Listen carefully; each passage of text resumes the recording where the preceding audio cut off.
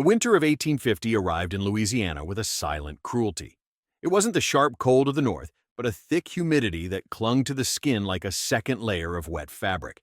The cotton plantations, once lush under the relentless summer sun, now stretched out like ghost fields, dried stalks swaying in the wind like skeletal fingers pointing at the gray sky. In St. Charles Parish, 15 miles north of New Orleans, there stood a property that locals avoided mentioning by name. They simply called it the Widow's Farm, not out of respect, but from an ancestral kind of fear that needed no explanation. It was the kind of place where silence weighed heavier than it should, where dogs howled for no apparent reason at dusk, where even the crows seemed to keep their distance. The main road that cut through the parish, a muddy strip barely worthy of the name, curved sharply when approaching the property, as if the earth itself refused to cross it in a straight line. Travelers who passed by during the day quickened their pace.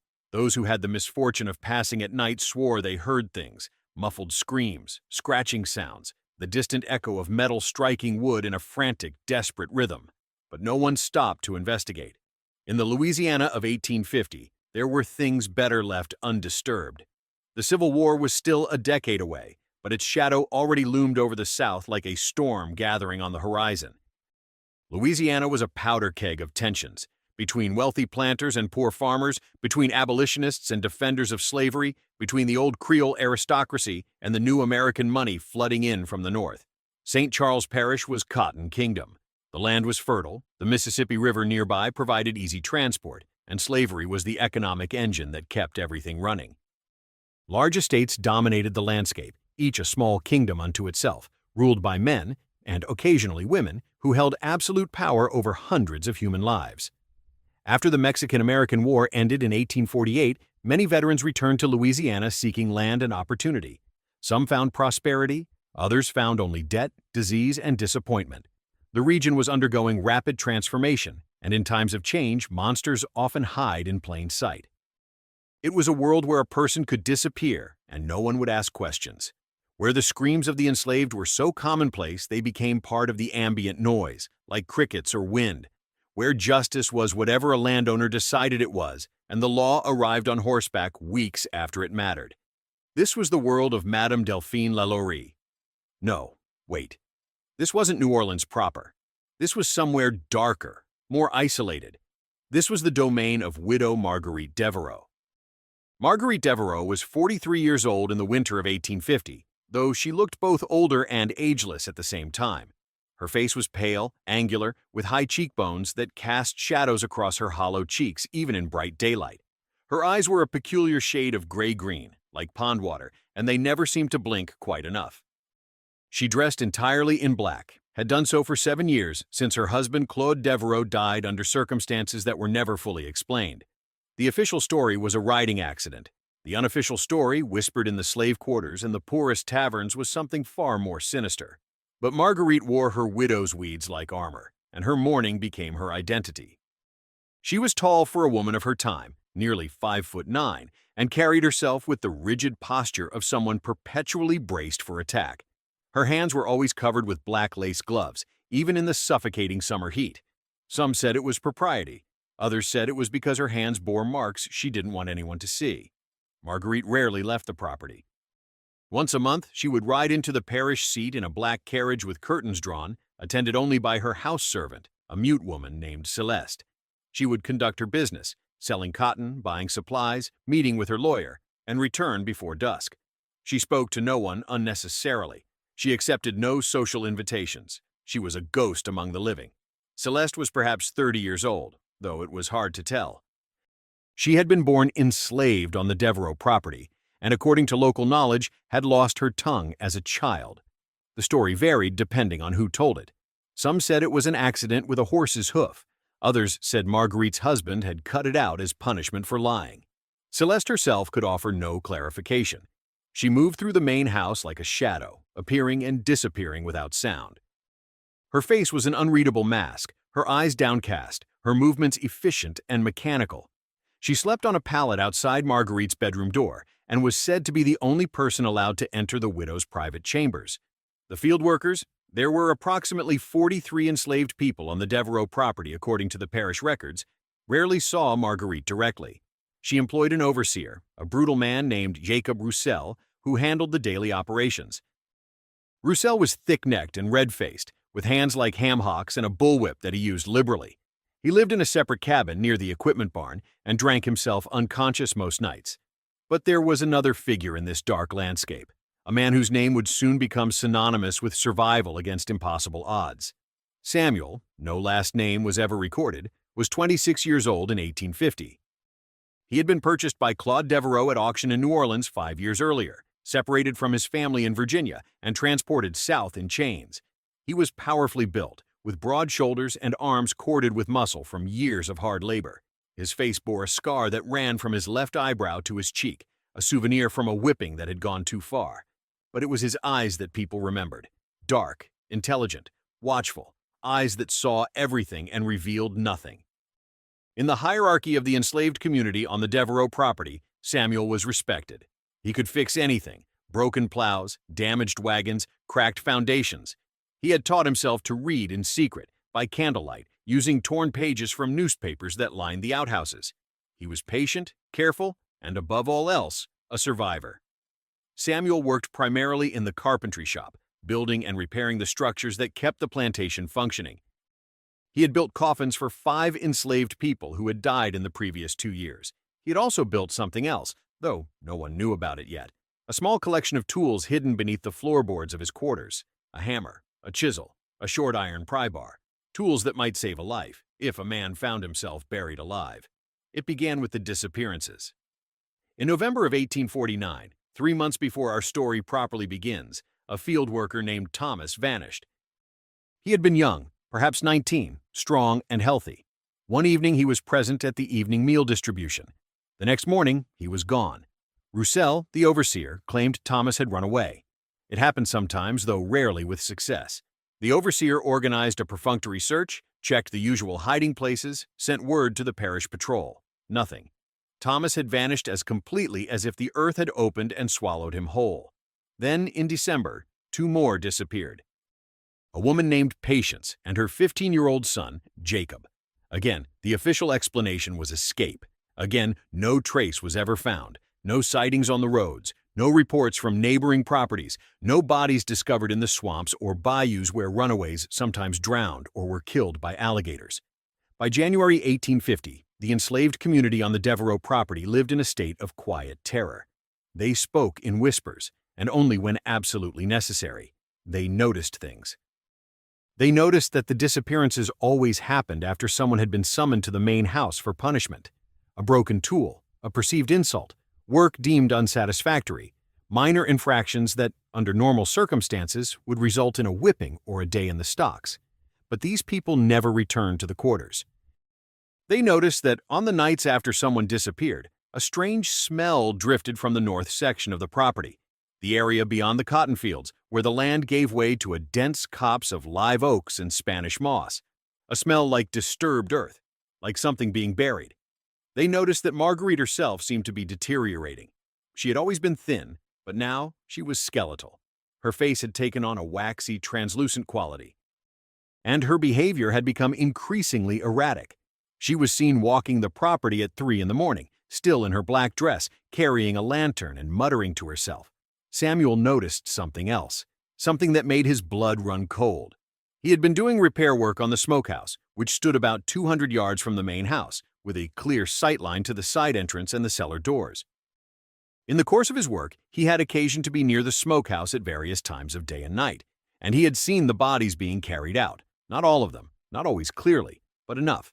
Wrapped in canvas, loaded onto a small cart that Celeste pulled by herself in the darkest hours before dawn, always heading north, toward that copse of live oaks, always returning empty an hour later. Samuel had said nothing. Speaking up meant death, and probably not a quick one. But he had begun to prepare, in his own quiet way, the tools hidden under his floorboards, an inventory of the property's layout committed to memory, the location of every locked door, every window, every possible escape route, because Samuel understood something that perhaps the others didn't or couldn't let themselves believe. This wasn't about punishment anymore. This wasn't about discipline or control. Something far more terrible was happening on the widow Devereaux's property. People weren't running away. They were being erased. On the night of January 23, 1850, Samuel was summoned to the main house. Celeste appeared at his cabin door just after sunset, her face impassive, one finger pointing back toward the mansion. The universal signal. Come now. Samuel's cabin mates, there were 4 others who shared the cramped space, went silent. They all knew what this meant, or what it might mean. Samuel stood slowly, his heart hammering in his chest but his face carefully neutral. He had been expecting this. For weeks he had felt the widow's attention settling on him like a crow on carrion. He had caught her watching him from the upstairs windows. Roussel had been finding fault with his work, criticizing things that had never been criticized before. They were choosing him. He was next. As Samuel walked across the dark yard toward the main house, he kept his hands loose at his sides, his breathing steady. He had the tools hidden in his clothing, the small pry bar strapped to his calf, the chisel tucked into his waistband against his spine. If they searched him, he was dead. But if they didn't? The main house loomed before him, its windows glowing with candlelight that seemed cold rather than warm. The white columns of the facade looked like massive teeth in the darkness. Samuel mounted the steps, his boots creaking on the wood. Celeste opened the door before he could knock. She gestured him inside toward the parlor. And that was when Samuel noticed something that made his carefully maintained composure nearly crack. Fresh dirt under Celeste's fingernails, caked into the hem of her dress, and in her eyes, for just a fraction of a second, something that might have been an apology. Samuel stepped into the parlor. Marguerite Devereaux sat in a high-backed chair near the fireplace, her black dress blending with the shadows. Her pale face seemed to float in the darkness like a mask, her gray-green eyes fixed on Samuel with an intensity that felt physical. "Samuel," she said, and her voice was surprisingly soft, almost maternal. "I have a special task for you. You are skilled with your hands, are you not? You build things, strong things that last." Samuel nodded, not trusting his voice. Marguerite smiled. It didn't reach her eyes. "Good. I need you to build something for me. In the cellar. Come." She rose from her chair in one fluid motion and glided toward a door at the back of the parlor, the door that led down to the cellar. Celeste positioned herself behind Samuel, blocking any retreat. Samuel's hand moved fractionally toward the chisel at his back. Not yet. Not unless there was no other choice. They descended into darkness, the cellar stairs creaking under their weight. The smell hit Samuel first, earth and stone and something else, something organic and wrong. Marguerite lifted her lantern, and the light revealed the cellar in pieces, stone walls, a dirt floor, support beams running across the ceiling, and in the far corner, something that made Samuel's blood freeze in his veins. A hole, roughly 6 feet long, 3 feet wide, 6 feet deep, freshly dug, the earth piled neatly beside it. A grave. "I need you to build a box," Marguerite said, her voice still eerily gentle. "The exact dimensions of this hole. Strong wood, good joints, no gaps. Can you do that?" Samuel's mind raced. This was it. She was making him build his own coffin, but she was also giving him time to think, time to act. "Yes, ma'am," he said, his voice steady. "I can do that." "Excellent. You may begin tomorrow. Take whatever materials you need from the carpentry shop. I want it completed within 2 days." She turned and ascended the stairs, Celeste following. Samuel was left alone in the cellar, staring at that open grave. For a long moment, he stood perfectly still. Then he knelt beside the hole, running his hands along the walls of the excavation. The earth was packed hard in some places, crumbly in others. Roots from the trees above had penetrated down this far. He filed all of this information away. When he finally climbed back up the stairs and emerged into the night air, Samuel looked at the north section of the property, that dark copse of live oaks where the bodies went, where, he now understood, people had been buried, some dead, perhaps some alive. He had 2 days to build a coffin, and in those 2 days he had to prepare for the impossible, because Samuel had made a decision in that cellar, kneeling beside his own grave. If they buried him, he would not stay buried. Whatever it took, however impossible it seemed, he would dig his way out, or die trying. Dawn broke over the Devereaux property with a blood-red sky that the old-timers would have recognized as an omen. Samuel had not slept. He had spent the entire night in his cabin, sitting on his bunk while his cabin mates snored around him, planning every detail of what would come next. He understood the widow's game now. She wanted him complicit in his own death. Making him build the coffin was psychological torture, a final humiliation before the end. But Marguerite Devereaux had made a critical mistake. She had given Samuel time, tools, and a purpose, and Samuel had spent his entire life turning limitations into advantages. When the morning bell rang at 5 o'clock, Samuel was already awake and dressed. He moved through the pre-dawn routine with mechanical precision.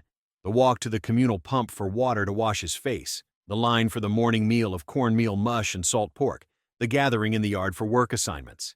He kept his expression neutral, his movements ordinary. To any observer, he was just another slave beginning another day of labor. But inside, his mind was racing through calculations, weight distribution, airflow, structural weak points, soil compression ratios. Everything he had learned in 5 years of forced carpentry was now being repurposed for a single goal: survival. Roussel, the overseer, approached with his usual swagger, bullwhip coiled at his belt. "You," he said, pointing at Samuel with a thick finger. "The widow says you got special work today. Carpentry shop. Don't need to go to the fields." Samuel nodded. "Yes, sir. And you stay there till it's done. You hear? No wandering, no talking to the others. You work till that box is finished." "Yes, sir." Roussel leaned in close, his breath reeking of last night's whiskey. "You're a dead man walking, boy. You know that, don't you?" He grinned, showing tobacco-stained teeth. "Heard you're building your own coffin. That's poetry, that is." Samuel said nothing. He had learned long ago that silence was the safest response to white men's cruelty. The carpentry shop was a long wooden structure at the edge of the property near the equipment barn. It smelled of pine sap, sawdust, and linseed oil, familiar scents that had once been almost comforting to Samuel. Today they smelled like a countdown clock. The shop was well stocked with materials. Claude Devereaux, whatever his other faults, had understood that maintaining a plantation required quality tools and good lumber. Samuel surveyed his options: pine planks of various thicknesses, oak beams, a small supply of cedar, metal hardware, nails, screws, glue. He selected his materials carefully. For the coffin's exterior, he chose thick pine, 1-inch boards that would look substantial and well built to satisfy the widow's expectations. But for the interior, he made different choices that no one would notice unless they looked very carefully. Samuel began with measurements: 6 feet long, 3 feet wide at the shoulders, tapering to 2 feet at the feet, standard coffin dimensions. He sketched the design on a piece of scrap wood with a piece of charcoal, working out the angles and joints. But then he made modifications, subtle ones. He built the coffin with the lid attached by simple iron hinges rather than nailed shut. He could claim this was for ease of construction, for fitting. In reality, it meant that if he could get his hands free, the lid might be pushed open from inside. He built a small hollow space into the foot of the coffin, covered by a false bottom. Into this space, he placed the tools he had been hiding: the pry bar, the chisel, a small hammer he had smuggled from the shop.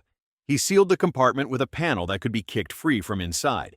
He drilled a series of small holes along the sides of the coffin, disguising them as decorative elements, as ventilation for the corpse. In reality, they would provide precious air if he was buried. Not much, not for long, but every minute counted. And most crucially, he weakened specific joints in the coffin's construction. Not obviously, it would still hold together, still look well built. But at the stress points, where the sides met the bottom, he used less glue, fewer nails. If he kicked hard enough from inside, the entire bottom might separate from the walls. All of this work took time, precise time. Samuel worked steadily through the morning, through the afternoon, measuring twice and cutting once, assembling with the careful attention of a craftsman. Roussel came by twice to check on his progress, circling the emerging coffin with a critical eye. "Good work," he said finally, almost grudgingly. "Widow wants quality. This looks quality." "Thank you, sir," Samuel said, not looking up from his work. As the sun set on the first day, Samuel was still working by lamplight. The coffin was nearly complete. Only the lid remained to be fully attached. He was exhausted, his hands raw from the work, but his mind was sharp with purpose. He heard the shop door creak open behind him. He turned, expecting Roussel or perhaps Celeste with orders from the widow. Instead, it was old Moses. Moses was the eldest of the enslaved people on the Devereaux property, perhaps 70 years old, his hair white as cotton, his back bent from decades of field work. He moved slowly but with purpose, closing the door carefully behind him. "Boy," Moses said quietly, his voice like dry leaves rustling, "I know what you're building. and I know what it's for." Samuel set down his hammer. "Then you know I can't talk about it." "Don't need to talk. Need to listen." Moses moved closer, his rheumy eyes fixed on Samuel's face. "You ain't the first. Others tried to prepare. Others tried to be smart. Don't matter. That woman, she got something in her. Something wrong. Something that ain't quite human anymore. Old man, I appreciate—" "Hush. You listen." Moses gripped Samuel's arm with surprising strength. "There's 23 graves in that copse of oaks. I counted the times Celeste made that walk with the cart. 23 people gone into the ground, and boy, some of them wasn't dead when they went in." Samuel felt ice water run down his spine. He had suspected, but having it confirmed was different. "How do you know?" "Because I heard them," Moses whispered. "Late at night, when the wind is right, you can hear it. The scratching, the screaming, muffled by earth. It goes on for hours sometimes till it don't go on no more. That's what she does, Samuel. She buries people alive, and she listens to them die." The old man's hand was shaking now, his voice dropping even lower. "My grandson was one of them. Thomas. 3 months ago. He was a good boy, strong, faithful. And she put him in the ground breathing." Samuel struggled to process this information. It confirmed his worst fears, but also gave him something else, motivation sharpened to a killing edge. "Why?" Samuel asked. "Why does she do it?" Moses shook his head. "Don't know for certain. Some say she went mad when her husband died. Some say she was always mad, and he kept her in check. Some say—" He paused, seeming to wrestle with whether to continue.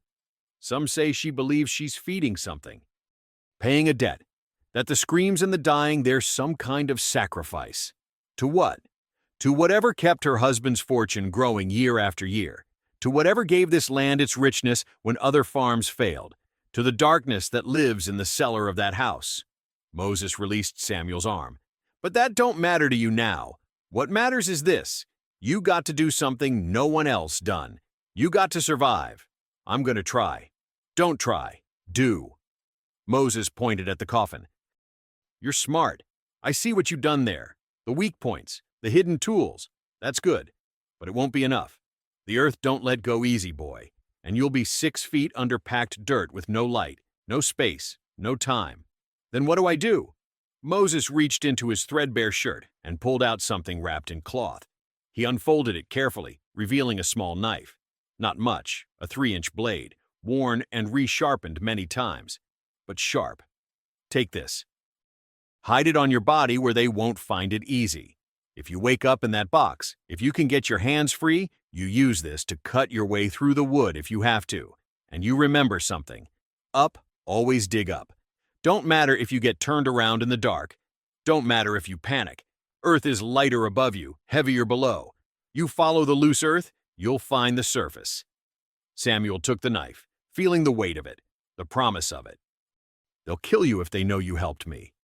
I'm a dead man anyway, boy. We all are, staying on this land. But maybe you got a chance. Maybe you're the one who gets out. And if you do—" Moses' eyes hardened. "You tell people.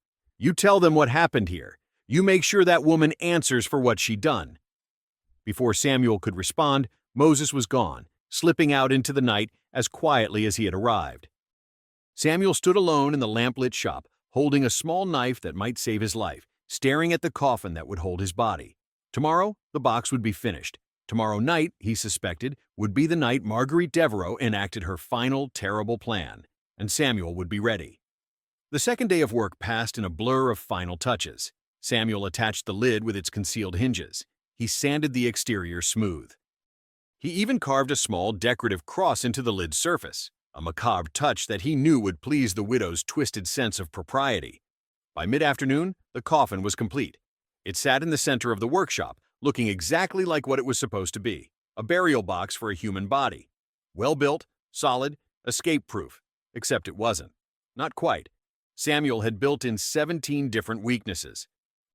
17 potential points of failure that might, collectively, give him a chance.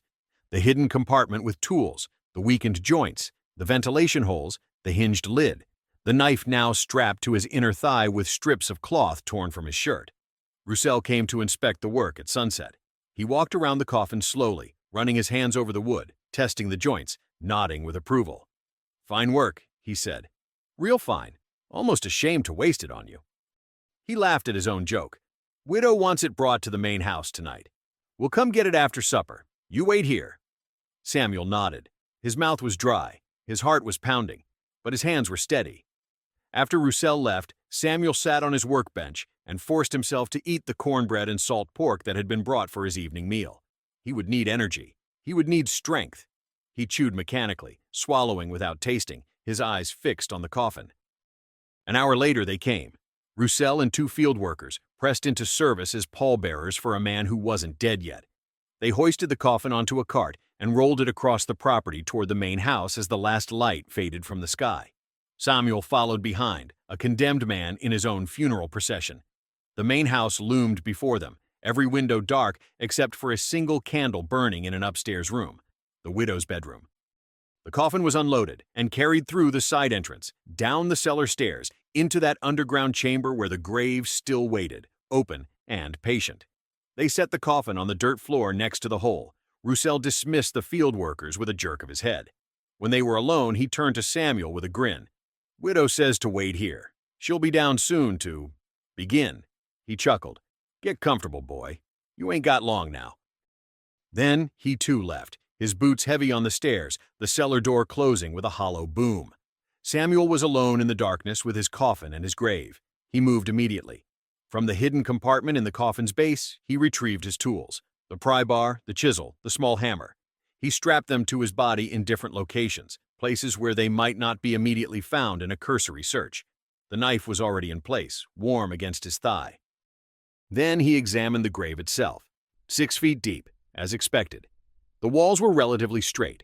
The earth at the bottom was softer than at the top, recently disturbed, not packed by time. That was good. That meant digging out would be slightly easier than digging in had been. He measured the distance from the bottom of the grave to the surface by eye. 6 feet, 72 inches. It might as well have been 72 miles. Samuel climbed down into the grave, testing the earth, feeling for weak points, memorizing the texture of it. Clay near the bottom, sandy loam in the middle, harder packed soil near the top where roots from the trees penetrated. He would have to claw through all of it in complete darkness, with limited air, possibly injured, certainly terrified. But he would do it. Because the alternative was dying like the 23 before him, screaming into the earth until his lungs filled with dirt and his heart stopped beating. He climbed back out of the grave just as he heard footsteps on the stairs above. The cellar door opened, lamplight spilled down, and Marguerite Devereaux descended into her underground kingdom, dressed in black, her pale face floating in the gloom like a ghost's. Behind her came Celeste, carrying ropes. And behind Celeste came Roussel, carrying a wooden club. The widow smiled at Samuel. It was the smile of a predator who had finally cornered her prey. "Such excellent work, Samuel," she said, gesturing to the coffin. "You've built your final resting place beautifully. Now, shall we see if it fits?" "Tie his hands," Marguerite said softly, her voice barely above a whisper, yet carrying absolute authority in the confined space of the cellar. Roussel moved forward with the club raised, while Celeste approached with the ropes. Samuel had a split second to decide: fight now and certainly die, or submit and possibly survive. His muscles tensed with the instinct to resist, but his mind overruled his body. Not yet. Wait for the right moment. He allowed them to bind his wrists in front of him. Celeste's fingers worked quickly, efficiently, tying the knots with practiced precision. For just a moment, as she leaned close, Samuel caught her eyes, and in that brief glance, he saw something that shocked him. She tied the ropes looser than they appeared. Not loose enough to be obvious, but loose enough that with time and effort, he might work his hands free. Was it mercy, sabotage, or simply the action of someone who had been forced to participate in 23 murders and could no longer bear the weight of it? Samuel had no time to analyze it. Roussel grabbed him by the shoulder and shoved him toward the coffin. "Get in." "Please," Samuel said, letting fear creep into his voice, not entirely an act. "Please, I'll do anything. I'll work harder. I'll—" "Shut your mouth," Roussel snarled, raising the club. "The widow wants you quiet." Marguerite stepped forward, holding her lamp high so the light fell across Samuel's face. She studied him with clinical detachment, like a naturalist examining a specimen. "Do you know why you're here, Samuel? Do you understand what you've done?" Samuel shook his head, genuinely confused. "You saw," Marguerite said simply. You watched from the smokehouse while Celeste moved the cart. You observed what you should not have observed. You know what should not be known, and knowledge is the most dangerous thing a slave can possess. So that was it. His surveillance of the property, his careful watching, she had known all along. She had let him see, perhaps, wanting him to know, wanting the fear to ripen before the harvest. "I didn't tell anyone," Samuel said. "No, but you would have, eventually." Marguerite gestured to the coffin. "This is kinder than you deserve. At least you'll serve a purpose. At least your suffering will feed something greater than yourself." Feed. Moses had been right. This wasn't just murder. This was sacrifice. "Into the box," Roussel commanded, pressing the club against Samuel's back. Samuel climbed into the coffin, his bound hands awkward, his heart hammering so hard he thought his ribs might crack. The wood was smooth under his back, his own craftsmanship. The interior smelled of fresh pine and sawdust. He lay down, staring up at the three faces looking down at him. Roussel grinning, Celeste expressionless, Marguerite serene. The widow leaned over the coffin, her face filling Samuel's vision. "I wonder how long you'll last," she mused. "The strong ones, they last the longest. Hours sometimes, scratching and screaming until their fingers are nothing but bone and their throats are raw. The weak ones give up quickly. Which are you, I wonder?" Samuel said nothing. He was conserving his energy, his focus, his will. He was memorizing every detail of the cellar's layout in case, impossibly, he made it back here. He was counting seconds, estimating time, preparing for the ordeal ahead. Marguerite straightened up. "Close it." Roussel lowered the coffin lid. The last thing Samuel saw was the lamplight being cut off, a narrowing slice of orange glow, then nothing. Complete darkness. The lid settled into place with a hollow thump. He heard the scrape of nails being hammered in. Not many. They didn't need many. The earth would do most of the work of keeping him trapped, but enough to hold the lid secure. 4 nails, 5, 6, each impact reverberating through the wood, through Samuel's bones. Then came the sound he had been dreading, the coffin being lifted. Rough hands on the exterior, grunts of effort, as Roussel and someone else, probably the field workers called back, maneuvered the box to the edge of the grave. A moment of suspension. Then the sickening lurch as the coffin tipped and fell. The impact knocked the air from Samuel's lungs. Pain shot through his back and skull as the coffin hit the bottom of the grave and settled at a slight angle. He heard the lid crack, one of his planned weak points giving way slightly. Good. Every advantage mattered. Above him, muffled by 6 feet of air, he heard Marguerite's voice. "Fill it in, slowly. I want to hear him wake up." And then came the sound of dirt hitting wood. The first shovelful of earth landed on the coffin lid with a sound like distant thunder. Then another, and another. A steady rhythm of soil being thrown into the grave covering the box, burying Samuel alive. He forced himself to remain calm, to breathe slowly, to think. Panic was the enemy. Panic would consume his limited air supply.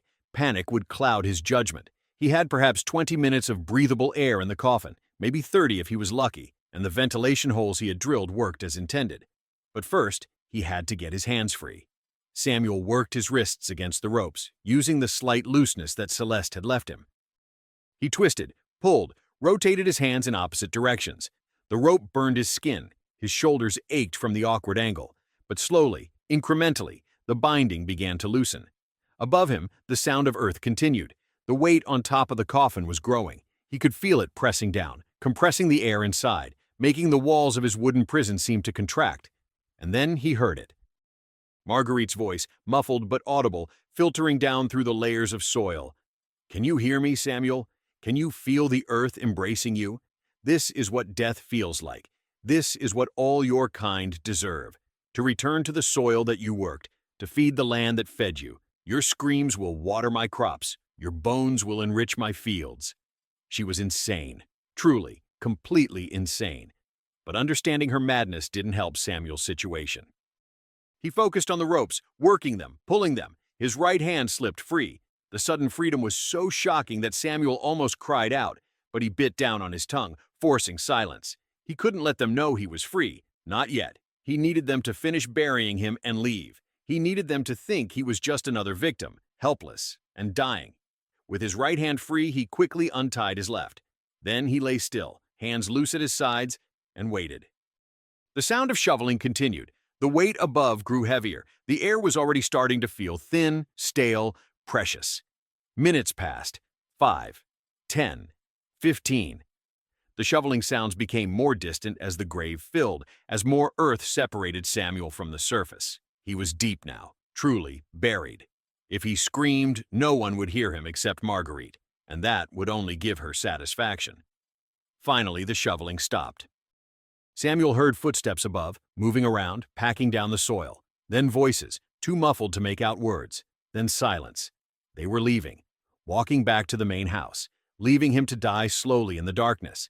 Samuel counted to 100, forcing himself to wait, to be certain they were truly gone and not lingering to listen for signs of life.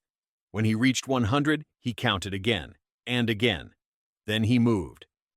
Samuel's hands found the hidden compartment at the foot of the coffin by touch alone. His fingers traced the edges, found the panel, kicked it free with a muffled crack. The tools were there, exactly where he had hidden them. The pry bar, the chisel, the hammer. He also retrieved the knife Moses had given him, adding it to his arsenal of survival. The air in the coffin was already noticeably thinner. His breaths were coming faster, his heart working harder. He had to work quickly, but he also had to work smart. One mistake, one moment of panic, and he would die here as surely as if he had never prepared at all. Samuel positioned the pry bar at the joint where the coffin lid met the side wall, one of the weakened points he had built in. He wedged the bar into the gap, braced his feet against the opposite end of the coffin, and pulled with all his strength. The wood creaked, resisted, held. Samuel adjusted his angle, found better leverage, and pulled again. This time he felt something give. A crack, a separation. The joint was failing. He worked the pry bar along the seam, breaking the glue bond, prying apart the wood. The nails that Roussel had hammered in were holding, but the actual structure of the coffin was coming apart at the planned weak points. With a sudden crack, the entire side panel of the coffin separated from the lid. Earth immediately began pouring in through the gap, loose, sandy soil that filled the coffin with terrifying speed. Samuel twisted his body, pushing against the broken panel, widening the gap. More earth cascaded in. He was being buried inside his own coffin now, the soil covering his legs, his chest. But the opening was large enough to squeeze through. He pushed his head and shoulders into the gap between the coffin and the earth, entering a space that wasn't quite tunnel, wasn't quite void. The soil pressed against him from all sides, heavy and suffocating. Dirt filled his mouth, his nose. He couldn't breathe, couldn't see, couldn't tell which way was up. This was the moment Moses had warned him about, the moment where panic would kill him faster than suffocation. Samuel forced down the primal terror screaming in his mind and focused on the only thing that mattered: direction. He felt the earth around him. Above his head it was slightly looser, more recently disturbed. Below him, harder packed, compacted by time and the weight of the world. Up. He had to go up. Samuel began to dig. Not with tools. There was no room to swing a hammer or wield a pry bar in this compressed hell. He dug with his hands, clawing at the earth like an animal, pushing it down and behind him, compressing it with his feet, creating space where there was no space. His lungs were burning. His vision, though there was nothing to see, was starting to spark with lights that weren't there. Hypoxia, oxygen deprivation. His body was beginning to shut down, but Samuel dug. He dug with bleeding fingers, with aching shoulders, with a desperate animal need to reach the surface. He dug through clay and sand and roots. He dug past rocks that tore his skin and insects that swarmed his face. He dug past pain and past exhaustion and past the point where his rational mind told him it was impossible. Time lost all meaning. He might have been digging for minutes or hours. He might have been moving up or simply tunneling sideways in a circle, doomed to die mere feet from the surface. His hands struck something hard, a root. He used the knife to cut through it. Then another root, and another. The roots meant trees. Trees meant he was getting close. Trees grew on the surface. Samuel dug harder, faster, feeling his consciousness beginning to slip away. His movements were becoming uncoordinated. His thoughts were fragmenting. This was it. This was how far he would get. So close, so impossibly close. His right hand broke through. Air, cold, beautiful, life-giving air rushed into the tiny opening his hand had created. Samuel's mouth found the hole, pressed against it, sucked in a desperate breath. Then another, and another. It wasn't enough. The hole was too small. He was still trapped. But now he had air, and air meant time, and time meant he could finish what he had started. With renewed strength born of hope, Samuel widened the opening. He used the knife, the pry bar, his bare hands. He cleared away earth and roots and stones. The hole grew from the size of his fist to the size of his head. And then Samuel pulled himself through. He emerged from the ground like something being born, or resurrected. His hands clawed at the grass. His body scraped against the edges of the hole he had made. And finally, impossibly, miraculously, he was out. Samuel collapsed on the surface, gasping, coughing up dirt, his entire body shaking with exhaustion and shock. He lay there in the darkness. It was full night now, the moon hidden behind clouds, and simply breathed. Breathed air that didn't taste of death. Breathed air that meant he was alive. He was alive. 23 others had died, but Samuel had survived. When he could move again, he raised his head and looked around. He was in the copse of live oaks, just as he had expected. The trees loomed around him like ancient witnesses. The ground was dotted with other mounds, unmarked graves where the 23 rested, their screams silenced forever. But Samuel's screams had not been silenced. Samuel's grave had given him back. He forced himself to his feet, swaying, nearly falling. He was covered in dirt from head to toe. His clothes were torn. His hands were raw and bleeding. But he was standing. He was free. And now he had a choice to make. He could run, head for the parish road, make for New Orleans, try to disappear into the chaos of the city. With luck, he might make it. He might survive. Or he could do what Moses had asked. He could make sure that Marguerite Devereaux answered for her crimes. He could be the witness who finally revealed the horror of the widow's farm. Samuel looked toward the main house, visible in the distance, a dark shape against the night sky. A single candle still burned in the upstairs window, Marguerite's bedroom. She was probably lying in her bed, listening to the silence, waiting for screams that would never come, satisfied that she had added another sacrifice to her collection. She didn't know that this time the dead had risen. Samuel began walking toward the main house, not running, not hiding, walking with purpose, with determination, with the weight of 23 souls behind him pushing him forward. He was no longer Samuel the slave, Samuel the victim, Samuel the dead man buried and forgotten. He was Samuel the survivor, Samuel the witness, Samuel the man who had clawed his way back from hell itself. And before this night was over, the widow of the Devereaux property would know his name. The main house was quiet when Samuel approached. The field workers were locked in their quarters for the night. Roussel was undoubtedly passed out drunk in his cabin. Celeste might still be awake, but she would not interfere. She had already shown her sympathy by loosening his bonds. Samuel went to the cellar entrance, the same door through which his coffin had been carried hours before. It was unlocked. Marguerite was arrogant in her security, confident that her victims stayed buried. He descended the stairs, his bare feet silent on the wood. The cellar was dark, but he knew the layout by heart now. He crossed to the grave, now filled with earth, and stood looking down at his own burial site. The soil was freshly packed, smooth, innocent-looking to anyone who didn't know what lay beneath. Samuel picked up the shovel that had been left leaning against the wall. Not as a weapon, not yet, but as evidence, as a tool of testimony. He carried it with him as he climbed the stairs from the cellar into the main house. The interior was silent, lit only by the dying embers in the parlor fireplace. Samuel moved through the rooms like a ghost, leaving muddy footprints on the expensive carpets, tracking cemetery dirt through the widow's pristine home. He climbed the stairs to the second floor, found the door to Marguerite's bedroom. The candle still burned within. He could see the light beneath the door. Samuel opened the door without knocking. Marguerite Devereaux was sitting in a chair by the window, still dressed in her black gown, still awake, staring out at the night. At the sound of the door, she turned her head, and for the first time since Samuel had known her, he saw genuine emotion on her face. Terror. "No," she whispered. "No. You're dead. You're buried. You can't be." "But I am," Samuel said. His voice was ragged, rough from dirt and screaming, but strong, unbreakable. "I'm here. I'm alive, and everyone is going to know what you've done." Marguerite stood, backing toward the corner of her room. "You're a demon, a ghost. You're not real." "I'm real enough." Samuel stepped into the room, still holding the shovel. "Real enough to testify. Real enough to see you hang for murder. 23 murders." "They were slaves," Marguerite hissed, her fear transforming into rage. "They were property. You can't murder property." "You buried them alive," Samuel said flatly. "You listened to them scream. You fed their suffering to whatever it is you think lives in this house. That's not property management. That's evil." Marguerite lunged for a dresser drawer, probably going for a weapon. Samuel was faster. He dropped the shovel and grabbed her wrist, holding her back. She was stronger than she looked, fighting with the strength of madness, clawing at his face with her free hand. They struggled in the candlelit room, two figures locked in combat, one covered in cemetery dirt, recently risen from the grave, the other dressed in funeral black, a widow who had sent too many others to early graves. It was Celeste who ended it. She appeared in the doorway, silent as always, holding a heavy iron candlestick. Without hesitation, without mercy, she brought it down on the back of Marguerite's skull.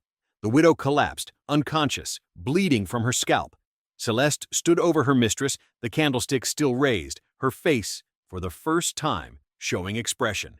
Rage, satisfaction, justice. Samuel looked at the mute woman who had suffered in silence for so long. "Thank you," he said simply. Celeste nodded once.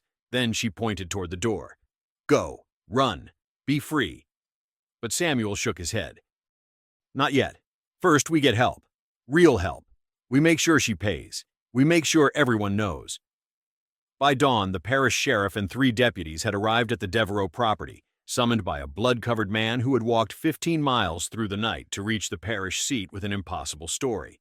They found Marguerite Devereaux tied to a chair in her bedroom, watched over by a mute woman and the dead man she had tried to bury. They found the fresh grave in the cellar. They found the coffin, broken and pushed aside, half filled with dirt. They found the muddy tracks leading from the copse of live oaks to the main house, and when they dug up the copse of oaks, they found 23 bodies in various states of decomposition. Some showed signs of having been buried alive, fingernails torn away, hands frozen in clawing positions, mouths open in eternal silent screams.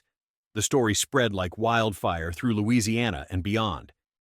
The widow who buried her slaves alive, the man who dug his way out, the mute woman who had been forced to help and who had finally found the courage to strike back. Marguerite Devereaux was tried, convicted, and hanged in the summer of 1851.